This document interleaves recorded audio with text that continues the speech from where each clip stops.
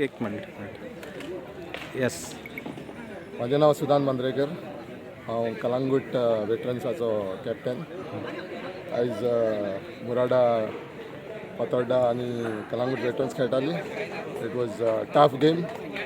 दे ऑन लायक होम ग्रावंडार गोंय आसले ते सगळो सपोर्ट बी तांकां आसलो.